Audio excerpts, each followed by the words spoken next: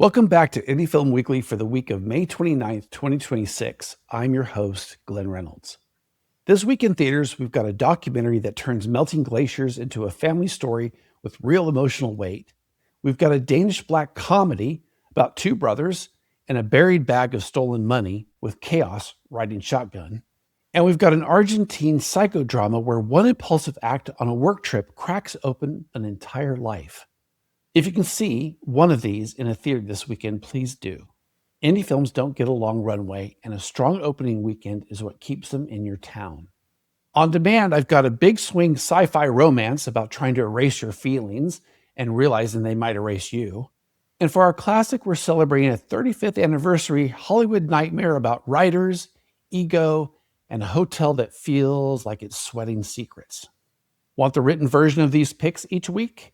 I also publish the Indie Film Weekly newsletter. It's the same 5 films in a quick read. Sign up at newsletter.circusroadfilms.com. Let's dive in. Our first film in theaters this week is Time and Water. Directed by Sarah Dosa, this documentary follows Icelandic writer Andri Snare Magnusson as he tries to preserve what is vanishing in front of him. Iceland's glaciers are melting, and the film treats that loss as personal, not theoretical. Andre reaches for family archives, photographs, home movies, and stories passed down through generations, and uses them as a bridge between a changing landscape and a changing family. The emotional spine is his grandparents. Their love story and their relationship to the land becomes a kind of measuring stick for what used to feel permanent. Dosa keeps the structure flexible.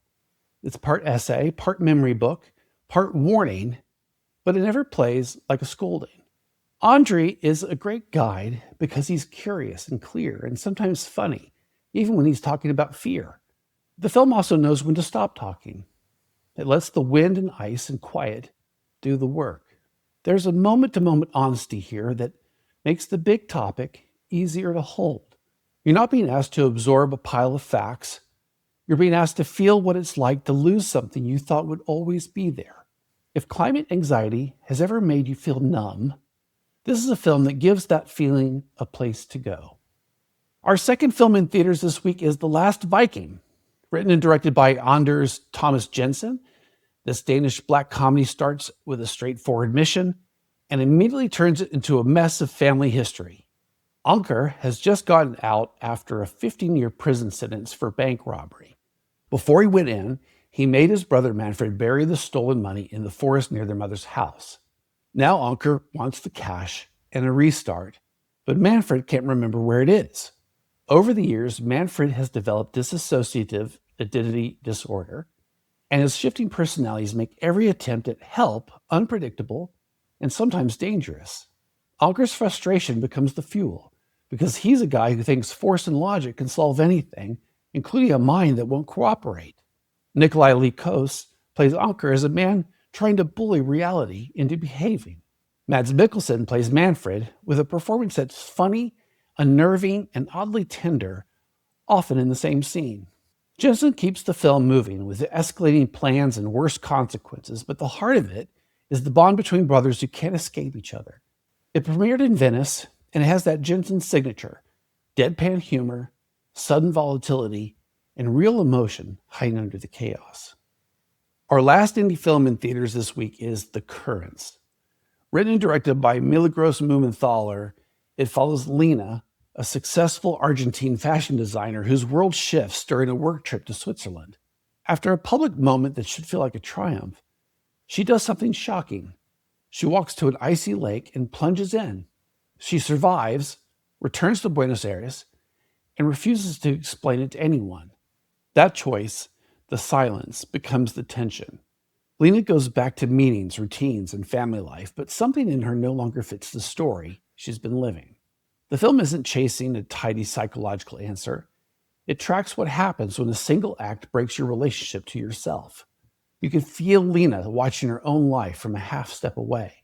Isabel Amy Gonzalez Sola plays her with a composed surface and a restless interior, like she's trying to behave correctly while her instincts are changing.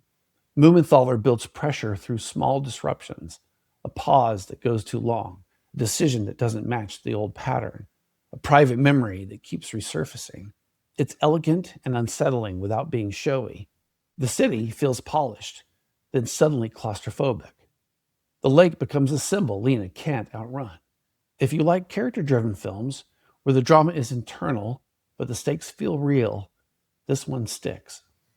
So in theaters this week, that's Time and Water, The Last Viking, and The Currents. Our Spotlight Indie Film on Demand this week is The Beast. Directed by Bertrand Bonello, it's a sci-fi romance built around a cold idea. What if society treated strong emotion as a problem to eliminate? In a near-future Paris, Gabrielle signs up for a process that sends her through past lives to purify her and reduce emotional intensity. The film moves across distinct time periods, and in each one, Gabrielle keeps colliding with Louis, a man who feels familiar in ways she can't fully explain. Léa Seydoux plays Gabrielle with a controlled surface and a growing sense of dread, like she can feel something important being filed away. George McKay plays Louis as a shifting presence, sometimes tender, sometimes threatening, and never entirely safe. What makes the movie work is that the concept isn't background. It shapes every choice. Love becomes a liability.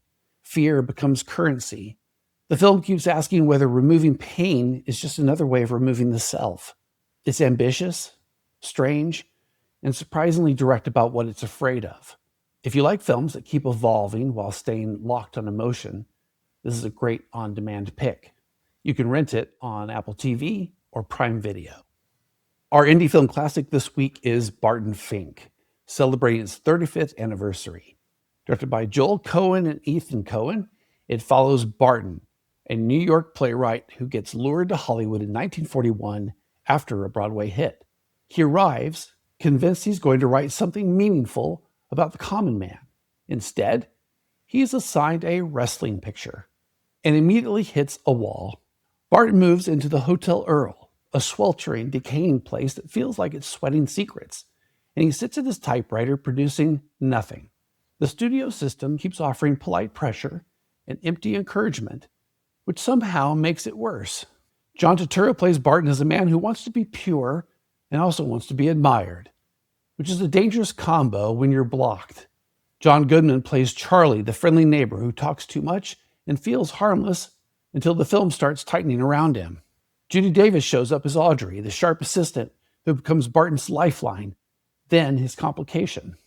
The movie turns creative paralysis into a full-body horror story, but it's also very funny about ego and self-mythology.